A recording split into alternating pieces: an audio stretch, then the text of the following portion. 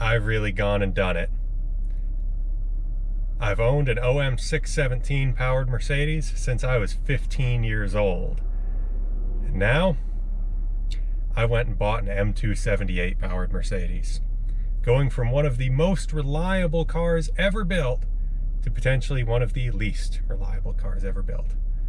What have I done?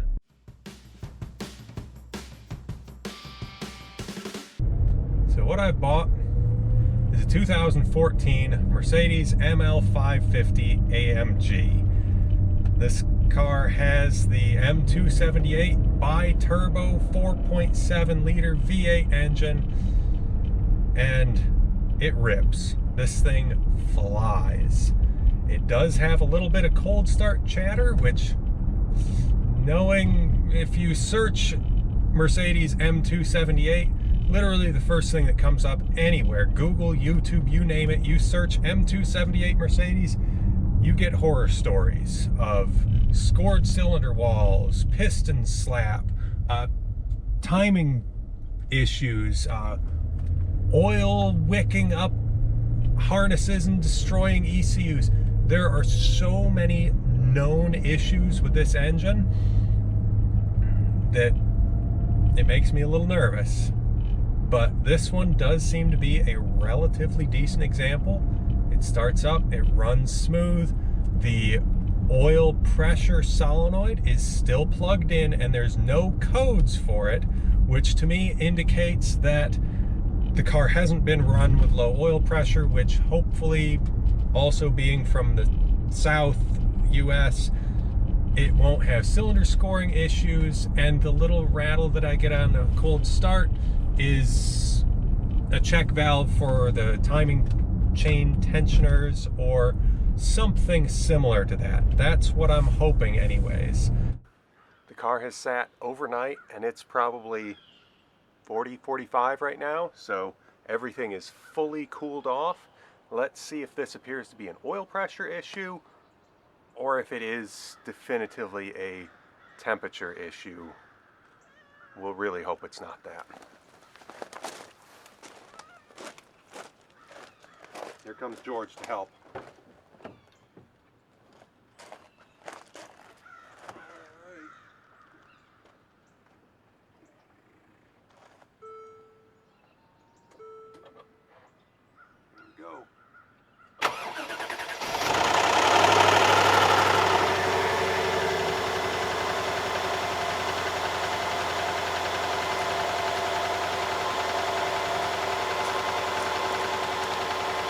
Quiets right down as soon as the oil pressure is built. Now it sounds smooth. Cross the fingers, hope that it's just tensioners, because it sounds pretty healthy. So maybe we're gonna get off easy on this one. I guess we'll pull it in the shop and find out. So I've got this Launch X431 machine here, and if we do a system scan, I don't know, I think it's ECM. We can scan this thing, and it has a fault code in here, P039300, which is position sensor of the exhaust camshaft. Bank 2 has a short circuit to positive, and position of the exhaust camshaft bank 2 is implausible due to the relative position of the crankshaft. There's a signal limit above the permissible limit value. Both of these are stored codes, so I don't know if I just clear the codes, if that will fix it.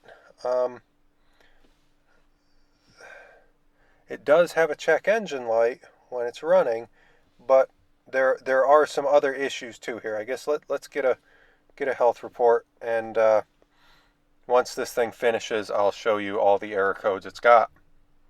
So here's our codes after this whole scan finished. We've got the 2 exhaust camshaft, short circuit to positive, and implausible.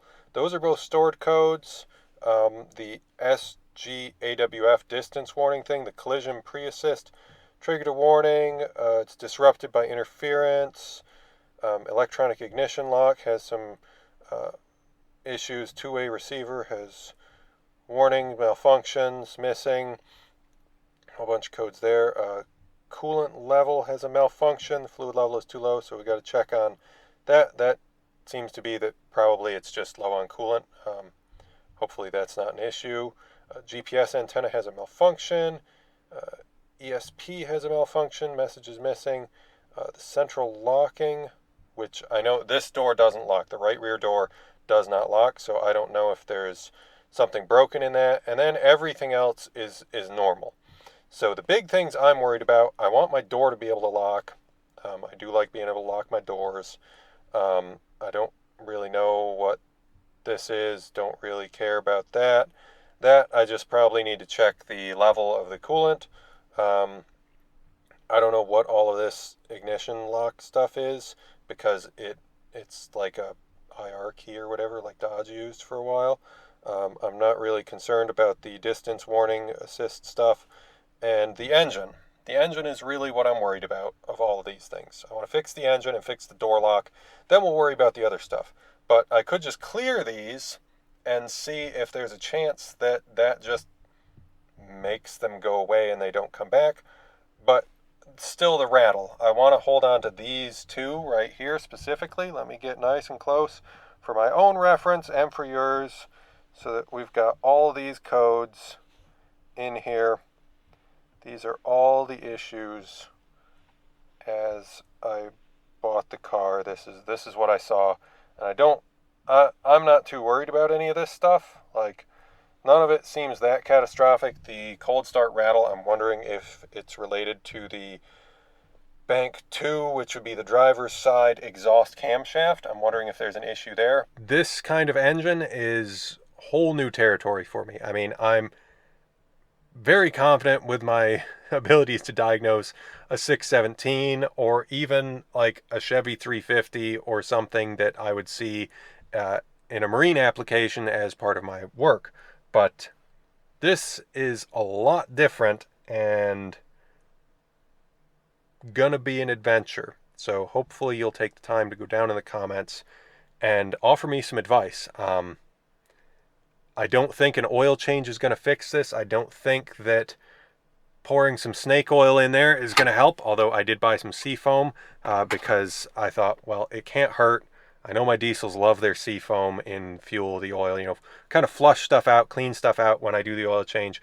But if I'm going to be doing camshaft tensioners right off the rip, I'm going to wait and do an oil change after that, because if I get any junk falls into the engine, you know, any bits of dirt or stuff, I would rather change the oil after the fact. So I don't know, let's start it up once more from in here so that you can hear it and you can see the check engine light, and I'll show you anything I can find useful in the data stream on the launch tool here. So let's have a look at it. So let's long crank, fires up, no rattle because it was just started. Now, we're not all the way up to operating temperature, but it had sat long enough that the oil bled off and it rattled a little bit. Didn't rattle at all that time. Does that mean it's just a tensioner? Because tensioners aren't that bad. I could do a tensioner easy peasy on this, I would say. I mean, not easy peasy compared to a 617, but it could be a whole lot worse. There we have it. New car. Makes bad noises. I think it's nothing serious though. So don't worry, my W123 isn't going anywhere. If anything, the goal is this car is going to give me more time to work on my W123, because me or my wife won't need to be driving the W123, so I can actually have time to fix up some of the little issues that have cropped up over the years and I just haven't addressed. So that will hopefully help you out, and maybe if you've got one of these cars or you're thinking of buying one of these cars, you can follow along and find out if I made a horrible mistake, or maybe you'll learn how to fix it and you can get a great deal on a really nice, comfortable car, hopefully like I have. But that's all for now. Thanks for watching.